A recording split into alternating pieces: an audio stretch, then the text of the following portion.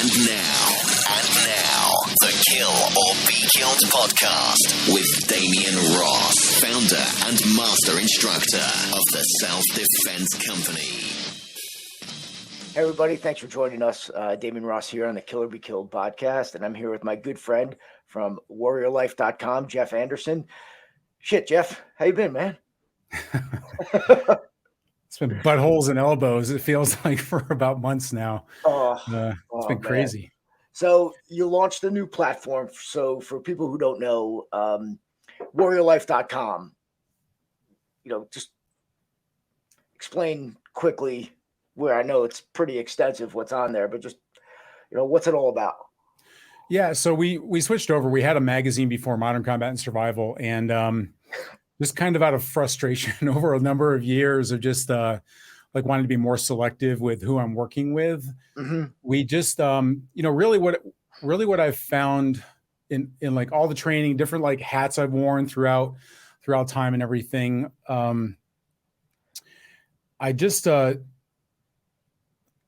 There's this concept of the warrior that's just kind of thrown out there, like right. The t-shirt, the bumper sticker, like everybody's got warrior everything. But I would say warrior's used as much as genius. Yeah, right. And epic, right? Ooh, geniuswarrior.com. I wonder if I have that. Yeah, okay. Right. No, I realized that I think there are those of us that really kind of walk the walk, and there are a lot of people that talk the talk. And I was just kind of really tired of talkers, and really started to look at my own life as a protector and with being just a commitment to being self-protected and self-reliant. Like, what does the concept of warrior mean? Like, is it the tattooed, long bearded military contractor coming back from Afghanistan? Or is it, I've seen warriors of all different shapes, colors. And I went on, my girlfriend did a mud run, like it was a few months back.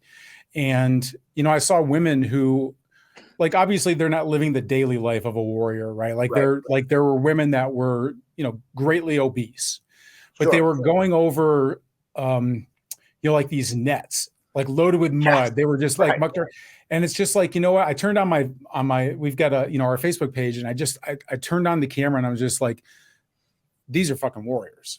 Right. Like, even if it's just for a moment in time, like it's something more than just them. Like they stand for something more than themselves. Like they care about something, and they're willing to push themselves beyond their norm to be able to do something that's bigger and better. And so I really started looking at what makes up a warrior, who qualifies.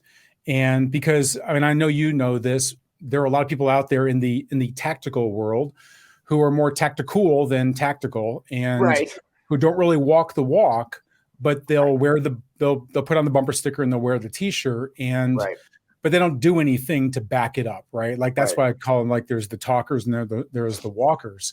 And I don't think it doesn't need to be like just invade your life and just take it over. I'm not talking about like you're just walking around with your head on a swivel 24 hours a day. Right. You got no life. You're just training in the gym and training with your firearm all the time. Like, it's just about doing something, something, just getting off your ass, and just, even if it's just 5 minutes of something, and not just getting inside of a forum and just, blasting people who are stupid because they say clip instead of magazine or whatever. Right. It's like, what really makes up that person? And for me, it's the person who's willing to walk the walk and be able to do something on a daily basis, just to be able to do something to make themselves better today, a better protector, better self-reliant than they were yesterday. And to me, those are the people that we really devolve around. And so we built it like it's a lifestyle. It's just like we talk about like concealed carry, like owning a gun isn't like an event.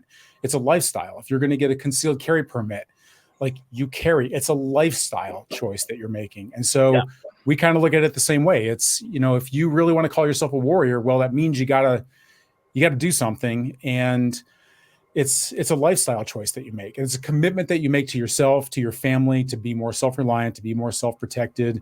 And so, that's really what we built it around.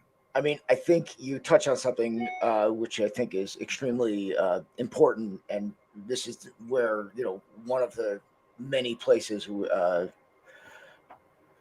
we share when you talk about, people have this concept of having to train all the time and having to spend hours in the gym.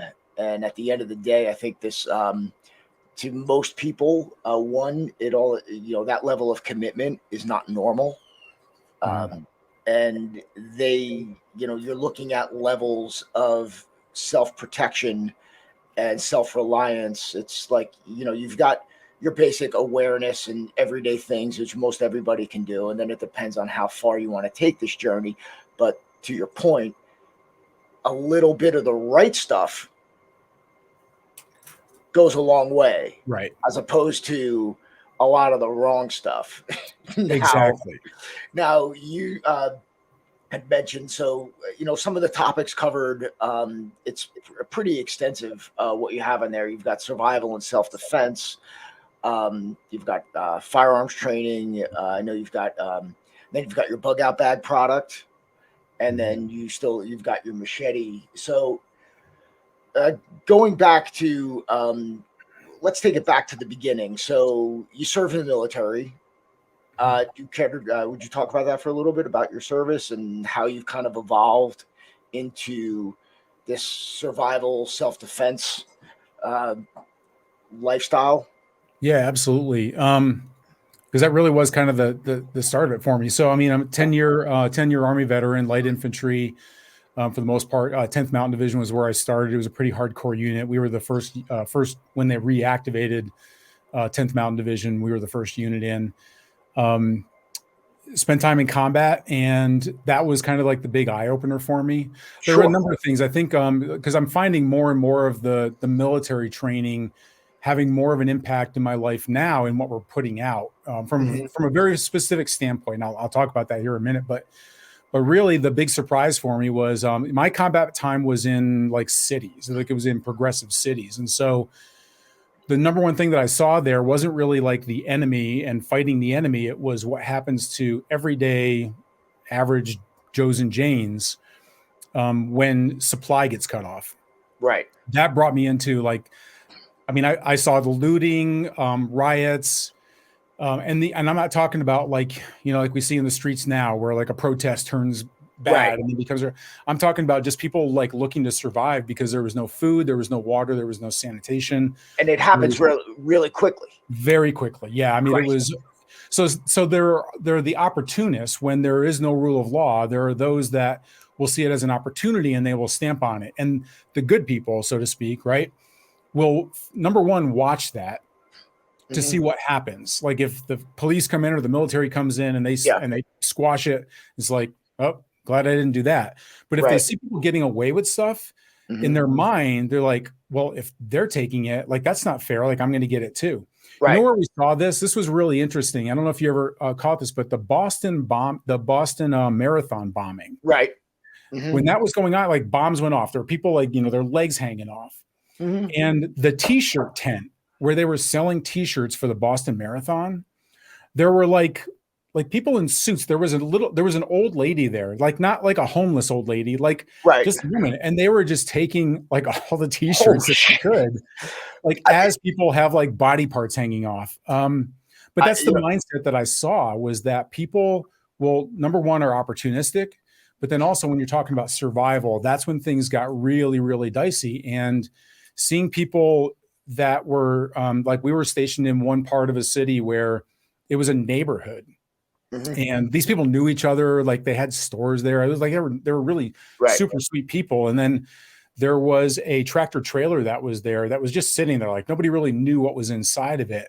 And about the second day after, there was no food coming in, water was sketchy. People decided to open that up, and they realized that there was food in there, and it was a madhouse. People were beating on each other. They were just trying to get to it. And we ended up having to go in there and loot for them. Like basically we got everybody to back up. We ended up handing out food so people wouldn't just kill each other over it. Right. But that was the stuff that really got me, like on the survival side, understanding. I think for me at the time, I wasn't thinking like, oh, wait, I can't wait to tell other people about this survival stuff. It was just observed. But as I started becoming more like realizing that the government's not going to swoop in and save me during, whether it's a natural disaster, which, I had a small town that went through a deadly flood, and Like there's like, you're it. You're it. Like you're going to be the savior for your family. You're going to be the hero for your family. You're going to help them survive. And so when I started looking at information online, it was just a bunch of like, wait a minute, that would never work. Like, wait a minute, people don't act like that. Wait a minute. And I just started seeing this like just tactical zombie survival bullshit out there. And it was just, so I was like, no. Like, here's my experience and here's what I know happens because I've seen it with my own eyes. And here's how you really prepare for it versus, get yourself all adorned in, your sniper gear and your camouflage and go down Main Street with your AR-15 or whatever it is. Like, it's just, that stuff just doesn't work. Like, you're going to get yourself killed. And so that's when we really started putting out like on the survival side of it too. Right. So, I mean, and that kind of goes across our whole thing. So it's all like, you can call it reality based or whatever, but you really have to base things on reality, whether it's self-defense to your point and the stuff you talk about, or firearms training. There's just so much misinformation out there that people that don't know any better are going to take that as either training or what they should be doing. And it's just going to get them in trouble.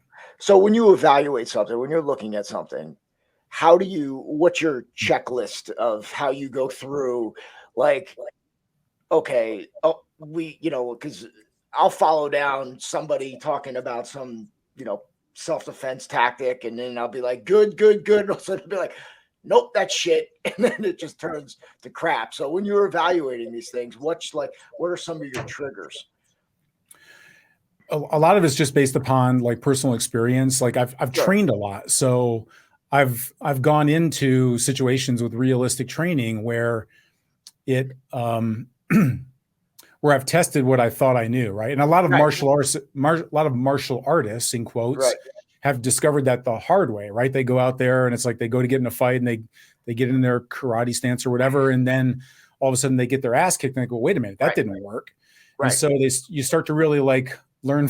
Like I always say, like our business was entirely built on failure because I've learned the hard way.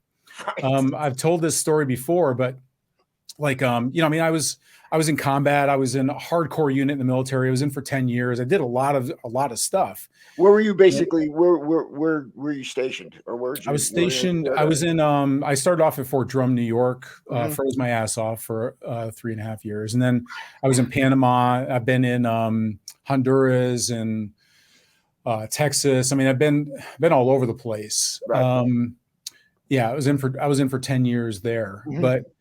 But getting out of that, and then I got married. I had a child, and I was walking home. I worked from home, so I was walking him. Like he was only like 3 years old, I think he was, and we went to the local school. We're in a nice like upscale kind of suburban area outside of Chicago. No crime or anything there, and. I took him to the playground like I did every day after lunch and was walking back along the sidewalk to our house. And he was holding onto my hand, and this white van, like this like old panel van, it just came screeching up to a halt, like within probably like 15, 20 feet of me. And the side door just slams open. And this guy just like, I remember he was like really grubby, just kind of runs out at me. And it was happening like it was in slow motion, but he just was coming right at me at like breakneck speed. And then he had his hand in his back pocket, and he pulled out his hand and like he handed me a business card. And I froze. Like he just like, it was almost like one sentence. He's just like, just in the neighborhood, just looking for business. If you need your lawn mowed, give us a call. Then they jumped back in the van and they took off. And I remember feeling like shit, like the rest of the day and everything, because it was like I've been in combat, like for God's sake, like why would I ever let somebody just jump out of a van when I've got my 3-year-old? I mean, he could have had a taser. He could have had he could have like, I would never see my son again. Like what would ever happen to him? And I was like, how could that possibly happen? And then I realized that it's not just about the training. It's about, how do you support the training in your everyday life? How do you make what you've done practical? Because I think my brain always just took it, it's the battlefield. Right. You switch it off. Sure. Yep. You switch 100%. It off. And it's not like you can be, because I've done executive protection work too. And that's just, it's mentally draining to try and be 100%. on I did all it the myself. time. Yes. Yeah, it's mentally fatiguing. Paying attention So, is fucking tough. but so how do you like? So I've learned from that example. So just to your point, like it's things that I've learned. You know, I have a video that went viral on YouTube like years and years ago about why you should never punch in a street fight. Right. And I get it. Like some people, like, I mean, people got all like uptight about it. Like the reason why I went viral, like 3/4 of people said I have no fucking clue what I'm talking about. And the other quarter is like, no, he knows what he's talking about. And it's like, I just say it because I carry a gun. Right. And I have punched even just a bag in practice and folded my wrist or jammed my thumb or whatever it is, the thing that makes you like, whoa, stop. Oh, damn. Right. That doesn't work in a real fight. Like I want to be able to get to my gun. Like my goal, if I'm being attacked, is to get somebody away from me with my hands so that I can use my hands to get 100%. To my gun. 100%. So it's just stuff like that. Like when I look at reality based, I look at what would work. Now, that being said, if somebody's Taekwondo, like double monkey fist back kicks, double somersault, like is the one thing that they can pull off in a real fight, like who am I to say like, no, you shouldn't do that. Right. Like work it. Like if you're gonna get behind something, like test it. Like not just on a bag, not just on a styrofoam pad, but like take even if it's the bob dummy. Like I've hurt my hand on bob dummies before. Like, oh shoot, that like I don't want to do that anymore. Like that, I'm not going to put that in my arsenal anymore. Right. So I don't know if that answers your question, but it's really just like it's the school of hard knocks, really. Right. And I think again to your point, you know, it's like even some of the people, especially that we go through it. Like I've known some tough, like street smart martial artists that I know have been in a number of street fights, and they'll go in and they'll be teaching the same bullshit that, you know, we make fun of. And I'm like, that's never happened to you. Why do you teach it? Well, it's because they teach it. They don't reflect really what they've gone through with, you know, in their own lives against what they're teaching. And I think that's part of what you do is that you're constantly evaluating and reflecting and, you know, putting it up to that litmus test of, you know, will this work and can I do it? And, you know, we talked about this, you know, always looking to simplify. Because again, like, you know, we talked you know, collecting, you know, little gadgets and crap like that when, you know, at the end of the day, like if you had, so you've got your bug out bag, right? So what are like the essential things? So we talk about gadgets. There's tons of like techno gear or whatever bullshit. Like, I mean, guys sell like credit card knives and other things and, you know, bunch of shit. So you have your bug out bag. So like, what are the essentials that you should carry? It's a long list. Like I split up into three different levels. So you've got the must-haves, the nice-to-haves, which is, you know, and it really is based upon like the must-haves you really absolutely have to have. Right. The nice-to-haves are basically, again, we get into reality here because if you're overweight, if you're out of shape or whatever, and you think you're gonna, like I see these guys with these gigantic bug out bags. Right. Like we didn't do that. Like in light infantry in 10th Mountain, man, I was a forward observer. So there were times where I was out on my own for up to like a week or so. Wow. Just me and my radio telephone operator. And so, like we had to subsist on that, but you really learn what's important and what's not when you have to, first of all, walk out there. Like we're not getting choppered out there or anything. So we have to walk out there and then you're just there. So food, like MREs are really heavy. You see, that's what I'm saying. You see a lot of guys putting like MREs in their bug out bags. And it's like, we didn't even use those in the Army a lot of times. If we did, we stripped them all down, but they're already constituted with water. So we wouldn't, like water, it's 8 pounds per gallon. So that adds up, especially step after step. So, so you've got to be able to carry this stuff too. So we have the must-haves, the nice-to-haves, and then the extreme stuff, which is the things that you can really, like, they're not extremely necessary, but you can, like, extra ammo, things like that you're going to bring, like the type of weapon that you bring with you, those sorts of things. For me, the biggest part when it comes to like bug out bags, and the reason why, I designed my own was because I could not find what I knew would actually work under real conditions, which was something that didn't make me look like a soldier. Right. And that's what I'm saying. Like the guys that are out there that, call themselves doomsday preppers or whatever, just call themselves, nobody really calls himself a doomsday prepper, but like call themselves preppers, but it makes them feel more prepared because they look like a soldier. They've got the camo backpack and it's all loaded up, and they've got their AR-15, and it's like, dude, like street criminals, like they already know, like people have seen enough episodes where they can see like, oh, that's a person that has food. Shit, I don't have any food. Right. He's not really looking right now. And wait, he's sleeping right now. Like, I've got a Louisville Slugger that will beat that AR-15 any day. And so it's just about not, people talk about being gray man, but it's about really like walking that walk. And so ours is not, it's now camoed up. We always say like, be tactical, but don't look tactical. Right. So you don't want to draw attention, but you still want to maintain as much of the operational advantages that you can of tactical gear and things like that are designed for survival. Like they're lightweight, they're made for military, but there's ways to do it without looking like you're just out there waiting for the, Mad Max to come up in the Challenger and just, or the Interceptor. What was it? The V8 Interceptor? It was an Interceptor. Yeah, it's an Australian car. Yeah. Yeah. I got waiting problems. for mine. I got problems. I got problems too. Yeah. So,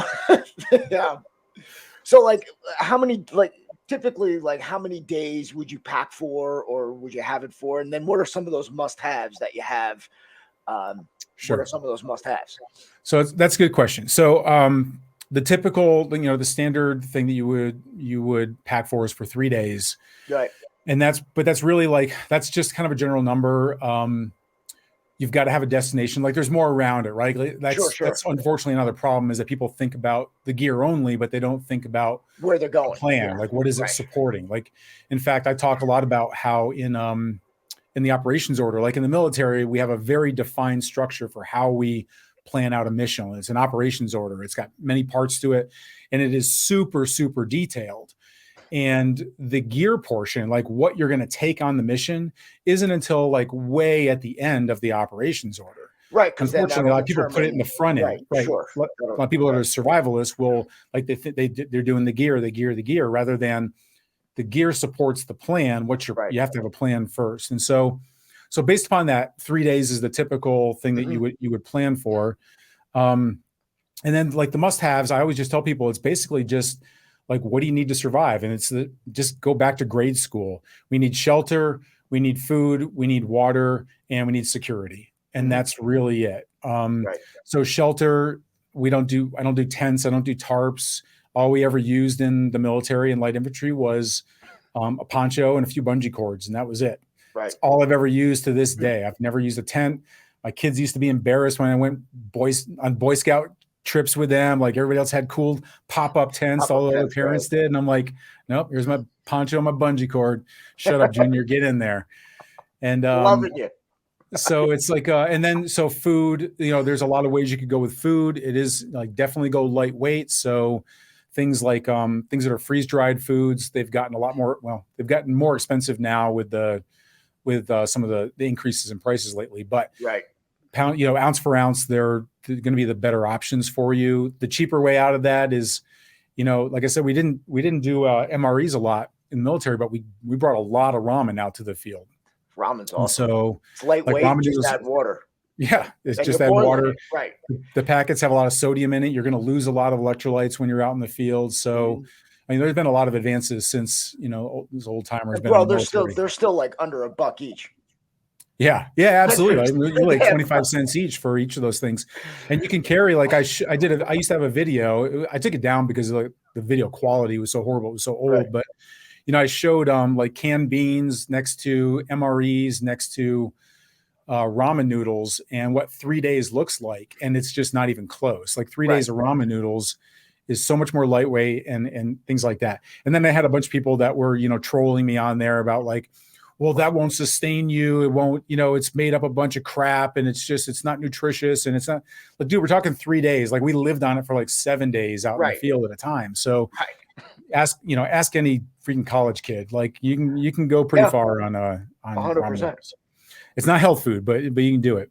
Right. And then water. One of the big things we tell people is that like the survival straws aren't really that good because they're only good for when you're at water. You can kind of bottle up water and then you can use the survival straw inside of it. But the better thing to do is to have some sort of a water bladder with an inline water filter connected to it. That just allows you to, like, it doesn't matter what you come up to, as long as there's no petroleum products or anything like that in it. Mm-hmm. Like you can come to a duck pond, it just doesn't matter. It can be nasty ass water, but you just put it in there and it'll filter out all that stuff. And then security, we talk about, you do need some way to protect yourself, because when it's people fighting for, just for keeping their kids fed or whatever it is, then you've just got to have a sense of security. That's why I say, like, you don't want to look tactical, because your first element, I mean, in the military, we wore camouflage to blend in. Right. Now, you don't have to dress up like a bush, but you just want to blend in with the other people. That's why we tell people, like, one of the things is, like, if there's no electricity, there's no water and things like that. And so that's one of the things we talk about, is the grid going down. Like, it's a very real possibility. If you have a generator and, like, it's pitch black in your neighborhood except for your house, which is just like a beacon of light, like somebody's got a generator. I wonder if their refrigerator works. Right. We've had people that have written to us and said, you're so right. Like, the power went out, they went down to the grocery store and they had a generator. And so as everybody was hoarding food, they grabbed ice cream and things like that. And people saw, well, wait a minute, why do you have ice cream? And then, so it made a real problem for this person, because it showed everybody around them that they were more prepared than other people were. So same thing with, so when it comes to security, your first line of defense is not being noticed at all. It's not looking tactical, but then you do need some sort of a weapon.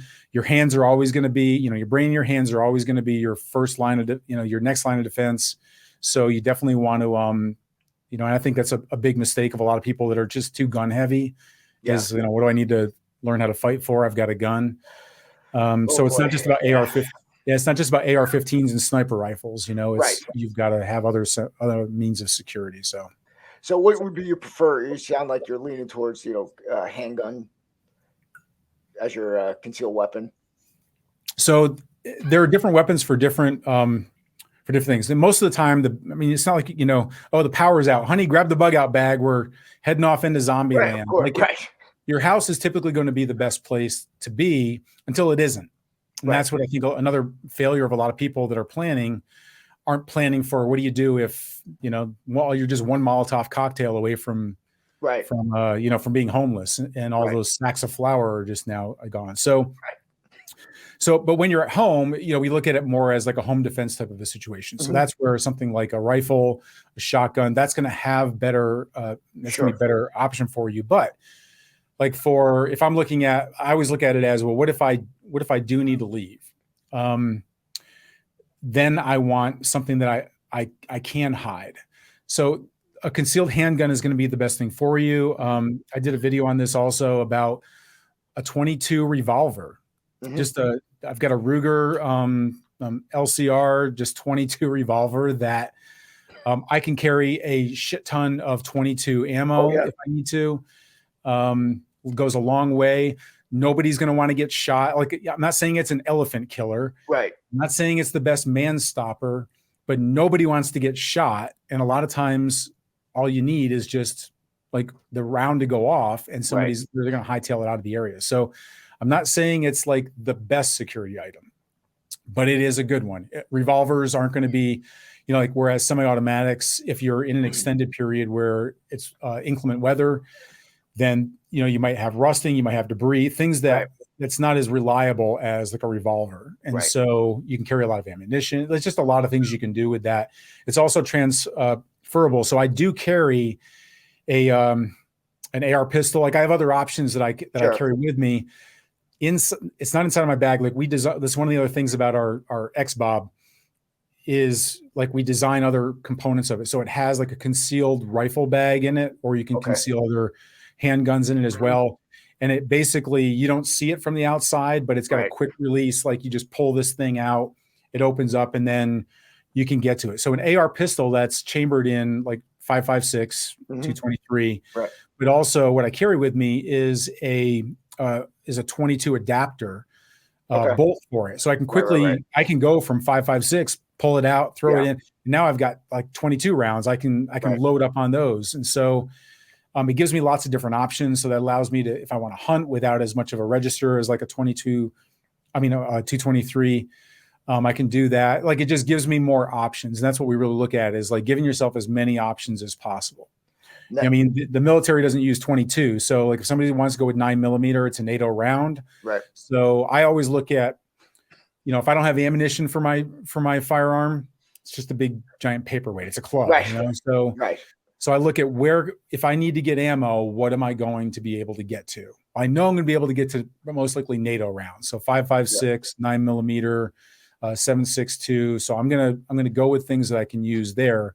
But the 22, I can carry a lot of it. So, and it's relatively inexpensive. I can stockpile it in different areas, things like that. So, now, you mentioned the backup. So we talked a little bit about the machete that you developed, which again, I know you're a huge proponent of that. What was the evolution of that, and why a machete?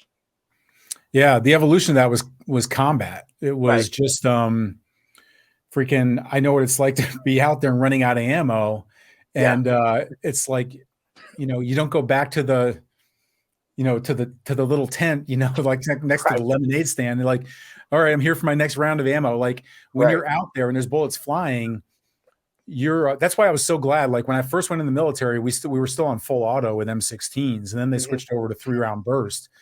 And it's like, that's another example of what I see out there is like people that just want like, oh, I can turn my rifle into full auto. And it's like, I don't know why you would do that. Why are you doing that?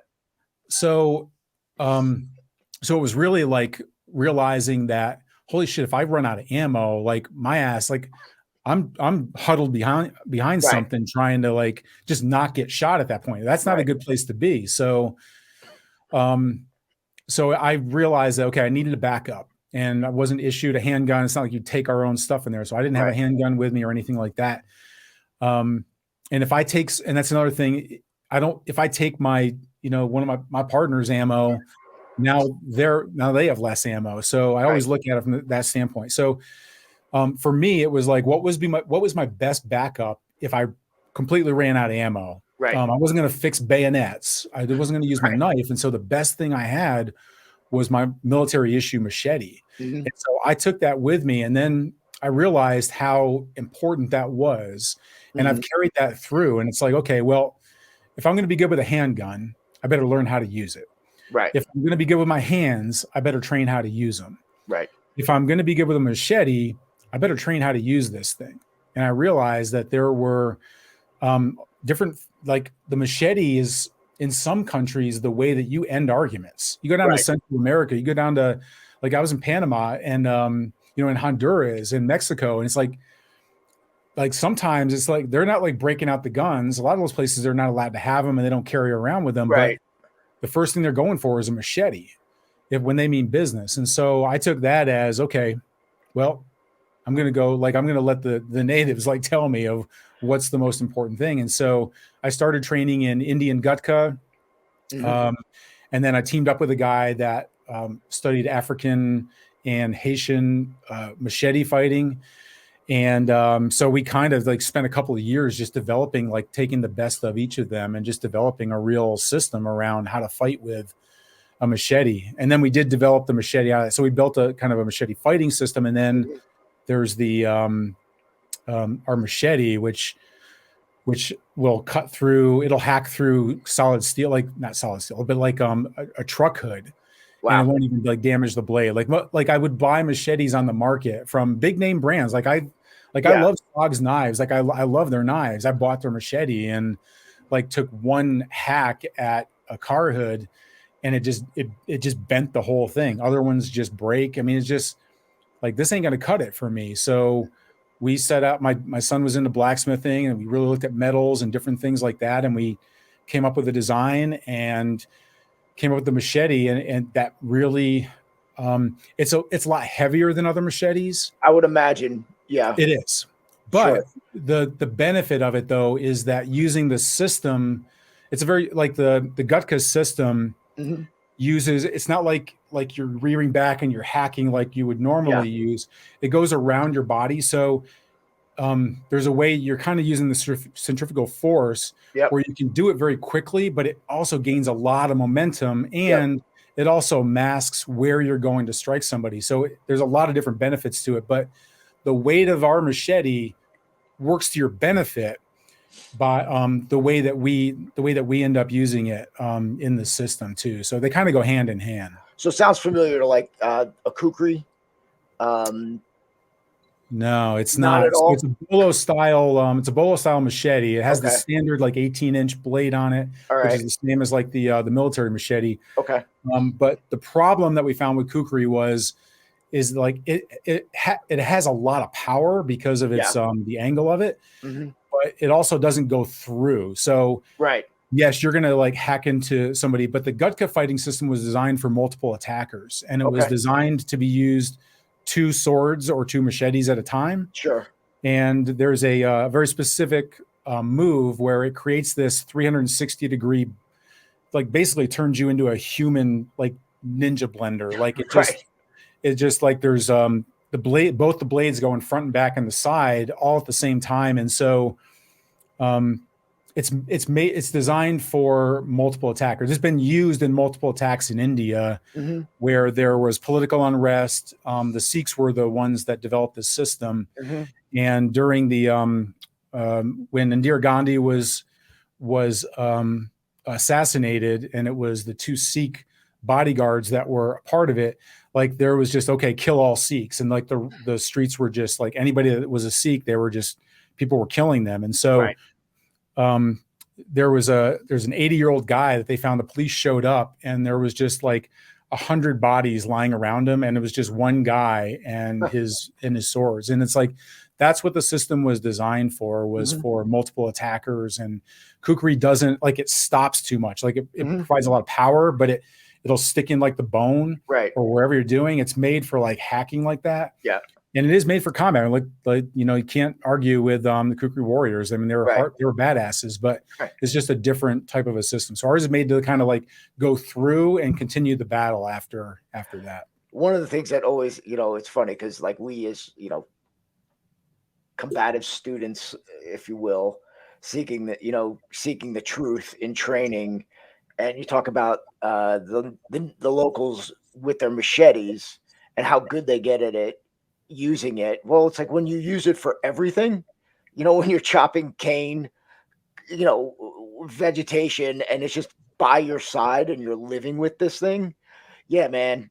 You chop thousands of things thousands of times. Yeah, you're gonna be pretty freaking good at it. Absolutely, yeah, absolutely, yeah. And so we'll have links to both the bug out bag and the machete in the description for people who want to check it out for Jeff's stuff. Now, one of the things I wanted to touch on too is your vehicle. So it's like time to bug out, right? I mean, the house is burning.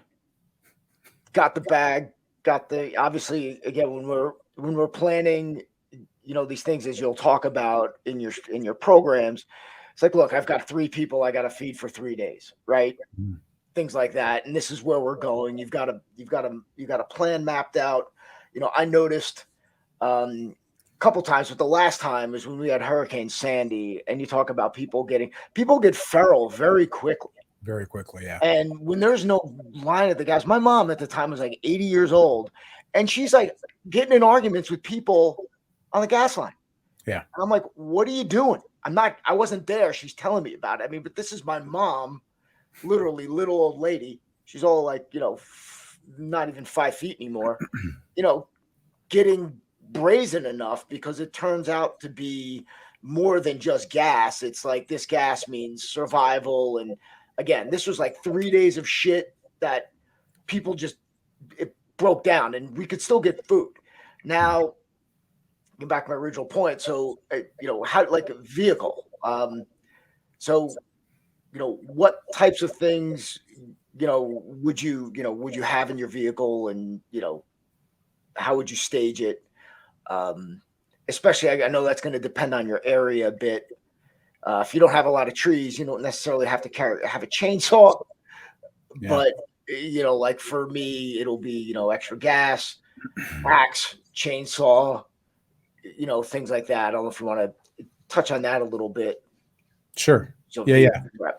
I mean, it's a really good topic, because again, I mean, and I think anybody that's listening will start this. What I really try to do is just challenge people to use, going back to your original point, like, how do you know what's realistic and what's not, right? Like, a lot of it just comes down to common sense, but people don't typically question what they read or what they're taught or what this guy from Iraq said, or, whatever. Right. And so when you really start to look at it, like, all your vehicle needs to do is get you from point A to point B, right, as fast as possible, right? So one thing is taking fast, decisive action on getting out of Dodge. If, like, you got to know what your triggers are. So, and that depends upon the planning that you do in your area and things like that. So if you get on the road early enough, if you think like your area could become a problem, or if they might call for evacuation, but they're not really sure or whatever. Yeah. Like, don't wait for that, because everybody else is going to wait for it, and right. you want to be ahead of that. So at that point, a Volkswagen Bug, it doesn't matter. Like, right. Like, just get on the road and just go. However, Great point. You have to start to look at also what's the worst case scenarios. Like, if you don't get on time, or it's a wildfire that, all of a sudden sprung up overnight. Now you're trying to get out. So then we start looking at, like, what obstacles would there be in your way? The most common one is going to be traffic, of course. So knowing what your routes are, having multiple routes planned out, knowing where you're going to. But then we start to look at, like, kind of more of the extreme things. So you're going to need fuel. And I've been in, like, locations where there was no fuel and I was on empty. And so it's like, okay, well, what would you do when you start, kind of a game playing this about, like, what would I do if? Like, people need to stop planning for the best case scenario. You start planning for the worst case scenario, and that's what gives you confidence. So I always tell people, like, having the ability to carry fuel with you. So, I've got 2 14-gallon tanks that I have that go on top of my car. And again, camouflage. Like, they go, for me, I've got a, one of the luggage holders, it goes on top.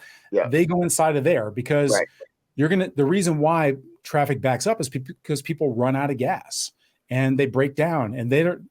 If everybody's ever been on the highway, just like trying to press it, you're not over on the shoulder. Like, you're just like, you're in the middle lane, and all of a sudden, if it goes poof, it's like, oops. Then you're trying to get over to the side of the road. But if there's already a bunch of people there already, like, you're not getting over there. Now you're in the middle. Now you've stopped up traffic, right? So the people that are out of gas, they see these giant red, fuel cans on top of your truck. Right. And you're, like, going at a snail's pace, like, hey, I need some fuel. Can you give me some fuel? What we always say is, like, people are going to ask. They're going to ask. If they see you have food, if they see you look clean and they're dirty, you smell like soap and they smell like funk, like, you got something that they need. Right. And so they're going to ask. And when you say no, they're going to beg. And when you say no again, some of them are going to demand. Yep. And if you say no, then some of them are just going to take, and potentially by force. And so, so you've got to, like, blend in as much as you can. So fuel is one thing. So carry it how much you can, have the ability to get it if you aren't bringing it. So having a siphon that you can bring with you, use car lots. There's new car lots. Have one that's a newer version that goes through, like, those tanks. Like, there's, it's not like the old days, you stick a garden hose down the tank and suck it. Not like the good old days when we used to steal our gas, but so fuel is a huge thing, especially if the grid goes down. There is no more fuel tanks. Like, that's it. So that's one thing. Also, any obstacles. So if you do have to get around, can you go off road? Now, I've shown how I used to have a Mini Cooper. Yeah. And I showed, okay, well, you work with what you've got. I'm not saying you need to go out and buy a monster truck, to get up to your remote bunker in the woods, but, like, you do need to have a way that you can, if you do need to go on the shoulder of the road, If you get stuck, how are you going to get out? So something that you can, anybody that's lived up north, like I'm from New York, I know you're over up north also. So like you get stuck, you need something to put underneath the tires, things like that. You can improvise things like, floor mats and things like that. But there are some simple things that you can add to your vehicle that is going to help you. Extra fluids, like, your vehicle, just keep it in, good working condition, things like that. But that's what I look at is, and to your point also, I think, I forgot what it was you said earlier, but, not like you're going to bring a chainsaw with you. Right. Well, you could. I do. But one thing I do carry with me, and this is kind of like you got to be careful with this also, is a heavy bolt cutters. Yes. And because, I like to learn from other people's mistakes more than I like to learn from mine. And so one of the, we just did the half-day workshop on exactly like this topic, like how do you plan for evacuation? And the example that I gave at the beginning was a guy that during the wildfires a few years ago, they were back in a remote part of the mountain. Fire got up there. He got a bunch of people together. They took their sweet ass time. Now, like the fire's coming up around them. They finally are getting to the edge, and they reach a fence, and it has a padlock on it. Right. And they like, oh shit! Like, that's great point, man. They all died except for the guy that was leading them out. And I have the video. They took it down. I managed to get the video before they took it off the internet, but I mean, there's skeletons in the cars. They all just got burned to ashes because they didn't have a bolt cutter. So that's what I look at. If I can go off road where everybody else is on road, if I can take trails, all of a sudden, oops, private land, and there's a big ass gate and it's got a padlock on it. Nope. See ya, going right through. That's great. So, I'm adding that. Yeah, brilliant. But the reason I say you got to be careful is because if you're caught with them, like if you get pulled over by police and they see them, things like that, then it can open you up to, well, why do you have that? So that's what we look at. Like, I don't think you can buy like I'm trying to think of, like I know in some places you can't buy bolt cutters because it's not like they're illegal, but like you have to have a reason for having them. So if you're a janitor or whatever, so I keep them like hidden. I don't keep them like on top of my my vehicle or anything like that. Well, again, to your point, I mean, these things are hidden and covered. They're not in plain view. I mean, you're not drawing attention to yourself. I mean, my bug out vehicle's a jacked up Jeep, but still, it's it looks like it's just something you would off road with. So you expect to kind of see winches and crap like that on it. But the bolt cutter thing is being added to the bag that gets thrown in the back when we go. So like, given everything that's going on today, what is concerning you the most? From your vantage point. Yeah, I mean, there's a lot that keeps me up at night. But there's some, but it's like the you can put out a link or whatever, but because even like the bug out bag, we don't have a sales page for that. I noticed because I was looking for it. So no, we don't. We don't. I get asked about it all the time because I'll do videos with like, and people ask, where do I get that? And it's like, we only sell it. We only do it in small batches. So like, we're not a big company like Maxpedition or anything like that. Right. So like the only way to get it is through like our masterclass because. Okay. So they go they go to your website, they go to Warrior Life. They'll be able to get access to this stuff. They don't. So we run it like we run it for other people that want to. Jeff, where the hell am I sending these people? I know, right? What I'll do is I'll get you a link that will go out to it, and I would suggest using that link to go out to people because here's the thing: is like I want them to be in the right mindset, right? Like I want them just like when you have people that come to your training, right? You want them coming in the mindset that they're serious about it, right? Correct. And so. And this kind of goes back to your like very first question, like the evolution of warrior life. It's like, I'm done dealing with talkers. Right. Like, I don't want the people that are just like gear focused. Like, no, it's not like you can't have my bag. Like, I don't want you to have it unless number one, I can get you to think differently. Right. So the masterclass really goes through like a different framework of a mindset that is pretty much completely the opposite of all the other shit that I find out there. And so like, I want people to understand the reason why. And then if you're on board with me, like take it. If you're not on board with me, don't waste it. We've got limited quantity. Like it's going to the people that really believe the way that I just told you to believe. So, so that's really, so that's a big part of it is that, what was your original question? I'm sorry, I'm old. I forget. So with all that's going on today, I know there's a lot well, of it keeps me up night. Yeah, gotcha. Okay.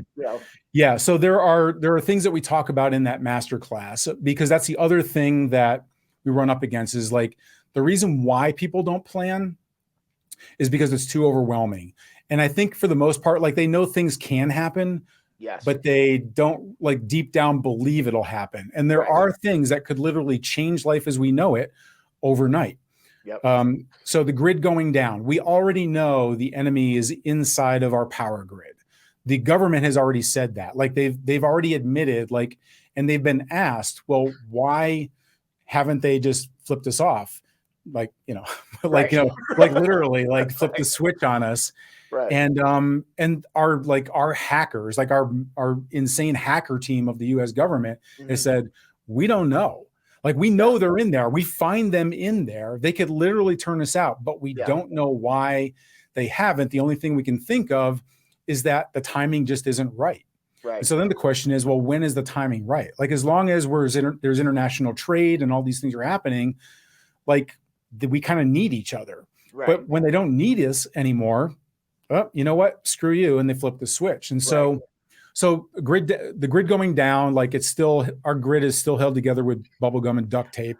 So I don't like the idea of it being centralized, but it's got to be, you know, it's got to be, the shit's got to be fixed. Yeah, it's crazy. I mean, down in Texas, look what happened. I mean, that's and that was like an independent section of the grid too. But I mean, it shows how dependent we are. I mean, who would think? I mean, like freaking Inuit. Not Eskimos, right? Like Inuit, like they can live inside of, like, they don't have any freaking heaters, but you know, when people die in Texas from, it was too cold outside, like they didn't have any, like that shows you the level of preparedness that 99% of the people out there even have. So the grid going down is a huge thing.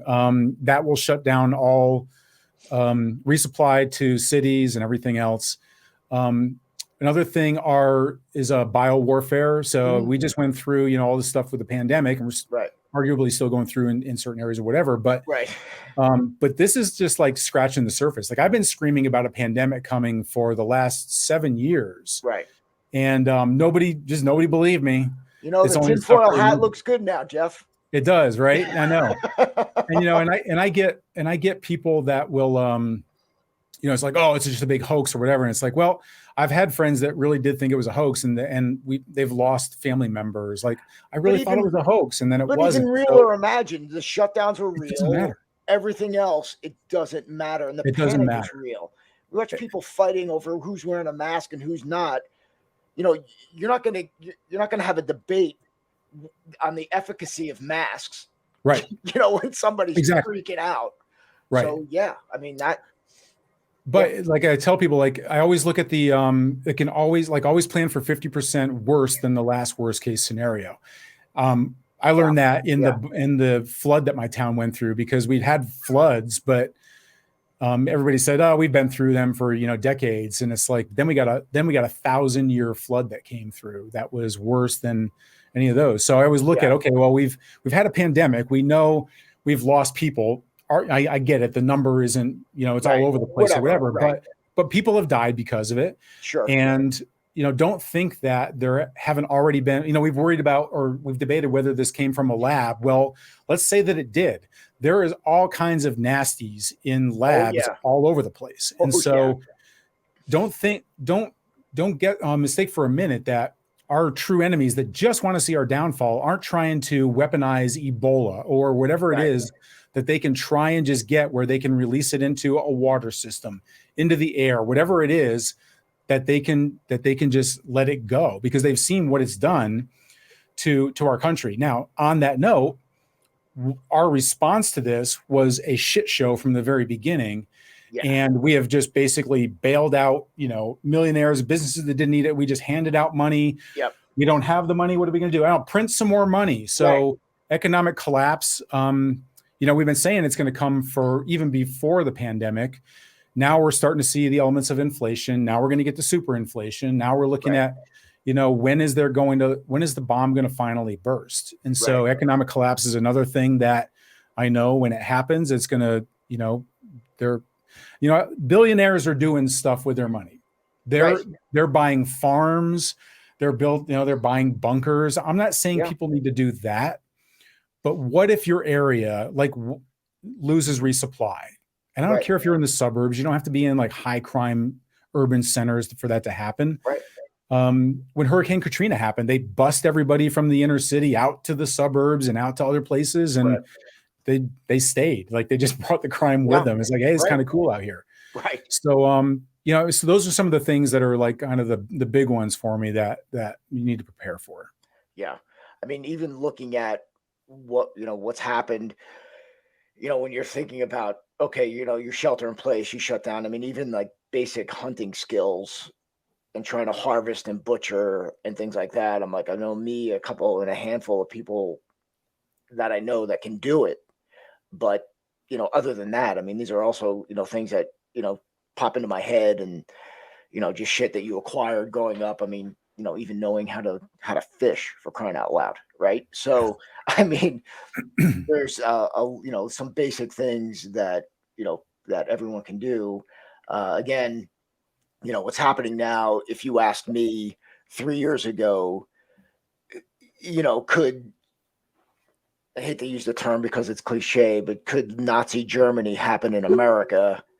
I would have said, no, you're out of your mind. But now it's like, between vaxxed and unvaxxed and, right and left and all the lunacy that entails. I mean, you've got, even if you get, I mean, civil unrest is happening. It's not imagined. I mean, defunding the police. I mean, New York City, I'm right outside New York. There's still like the sections that were bad just got worse. Yeah. I mean, of course, there's areas you can still go into. It's not like a war zone, but crime's up 185%. Murders. I mean, it's like, people are like, getting. I mean, even the crap that just happened in the subway. That's just one thing. So, again, like we keep going back, and I think we keep circling back to this, is that people just feeling like the obstacles to prepare is overwhelming. Mm-hmm. And in reality, it's what we're saying. It's not. I mean, you can start very simply. Like if someone didn't do anything, and we'll finish up here. So if someone didn't do anything, where's the best place for somebody to start, man? It's a great point. It's one of the things that we do cover in the masterclass is because that's the biggest, the biggest obstacle to people is procrastination. And the reason why they procrastinate, I mean, I've asked a lot of people that have talked a lot about it or read a lot about it or watch videos and things like that. Like, well, how, do you have X amount of food available? And it's like, well, no, but I'm going to someday and I need to get that going. It's like, someday is not an actual day. Right. And so, what I tell people is that, their two biggest complaints or their biggest procrastinators are, gosh, there's so much I have to prepare against, grid down blackouts, pandemics, nuclear, like all these different things. Like, I don't know where to begin. So you freeze. Right. And then it's like, okay, well, I go online and then this guy says to do it this way. And he's pitching the camouflage backpack. And Jeff, you're saying do it this way. And you've got your blue backpack. And it's like, well, who do I trust? Like, who knows what they're doing? Like this, I've seen it. I know the guy, so I don't never name him, but he's Navy SEAL and he had a backpack out there and he was selling it. And I'm like, you would never wear that backpack. Like, I know you, This is for $1. You would never wear that backpack because you'd be targeted. And it's like, so who do you trust? Like, if you're in like, oh, the Navy SEAL said to buy this, so I'm going to buy this one. So I tell people, the very first place that you start, and this is going to seem weird because it's kind of the opposite of what everybody is typically doing. Because I said earlier, most of the time, your home is going to be the best place for you to stay because you can fortify it. Like, you can store more food there. Obviously, you can use better weapons. You've got everybody together. Like, it's most of the time, it is going to be the best place for you to be until it's not. Right. And then all those, your 50 caliber sniper rifle and everything else, you can fit stuff into a vehicle, but if you waited too long or whatever, now you've got a problem. So again, I always look to what is the last Like, where do we start from? And in executive protection, we always started with the safe room because that was going to be our last, like if all else fails, we were going to go to that. And then you start building out the layers around that. We do the same thing in survival. You start with your bug out bag, because if all else goes wrong, if that's all you've got, then you've got 3 days of food, you've got a way to filter water, you've got security, you've got those things with you. And like, that's where you start. And even if you didn't have other food in your house, you still at least have 3 days, you got 3 days inside of your bug out bag. And then if you need to leave, you grab it and go. Right. So, and there's other elements to that I go over in the masterclass of like how you actually do those things. But that's where it starts. Like that's why people say, well, I'm not, why the hell would I go out into the wasteland with a bug out bag? I'm not going to do that. I'm going to stay at home. Most of those people are probably have poor health.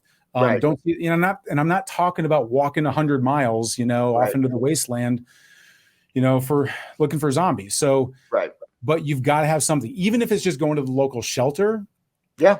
They're just going to hand you like a grocery bag. That's all they're going to give you to hold your stuff in or whatever. So just being able to have that with you means it's easier to carry. If it's comfortable, there's things that even if you're older, we talk about ways that people that are older have mobility problems, ways that they can still have a bug out bag, use their system and everything.